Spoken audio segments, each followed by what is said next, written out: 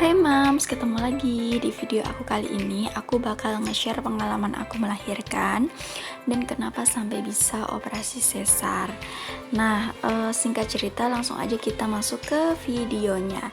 Jadi di tanggal 17 September, tepatnya hari Jumat, aku tuh ngerasa udah gak enak kayak gitu karena aku kayak ngerasa basah, ada rembesan-rembesan gitu.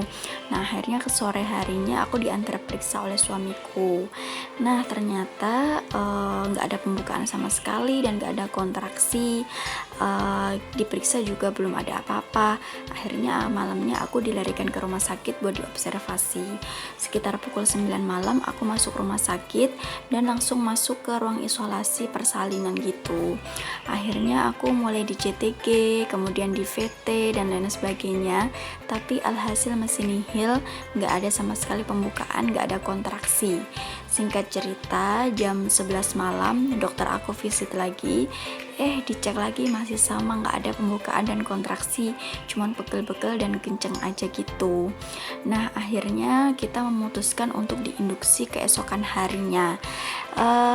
Untuk proses induksi aku nggak sempet record karena udah panik banget dan juga udah deg-degan karena aku dengar kata induksi itu agak gimana gitu ya. Nah, singkat cerita, karena aku harus ditunggu satu orang, jadi yang nungguin aku tuh hanya boleh suami aja. Aku sama sekali nggak bikin video tentang induksi dan kejadian-kejadian yang lainnya. Nah, 15 menit udah berlalu, aku diinduksi, udah mulai ngerasa ya kayak gitulah, rasanya mantap banget gitu. Ternyata alarm CTG itu mulai berbunyi keras gitu. Nah, sebelumnya aku dibilangin sama susternya kalau alarm bunyi berarti itu ada tanda bahaya. Nah, nggak taunya di menit ke-15 itu alarmnya tuh bunyi kenceng banget. Aku udah panik banget, ini tuh ada apa, sampai semua perawat itu pada nyamperin aku gitu. Nah, disitu tiba-tiba ada yang ngegantiin aku baju, ada yang ngecap jempol aku, terus kemudian yang pasang oksigen, pasang selang tipis gitu. Aku sama sekali nggak dikasih tahu itu tuh ada apa. Nah, singkat ceritanya ada perawat yang nelpon dokter aku kalau ternyata aku harus memungkinkan untuk dioperasi sesar karena detak jantung bayi itu tinggal 73 dan ternyata baby aku juga kelilit tali pusat gitu. Nah, aku nggak sempat ngerekord ya kejadian itu karena emang nggak siap-siap kamera gitu. Akhirnya aku dioperasi sesar jam 9 dan selesai pukul 12 siang.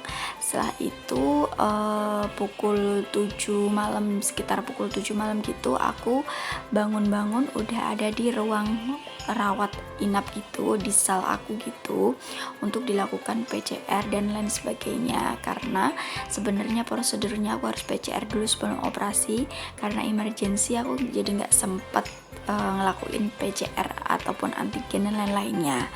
Akhirnya aku udah selesai dioperasi. Ini aku udah dioperasi ya, terus udah bisa bangun, udah bisa senyum, udah bisa makan, tapi obat biusnya itu udah mulai hilang, tapi yang di kaki itu belum bisa digerakin gitu.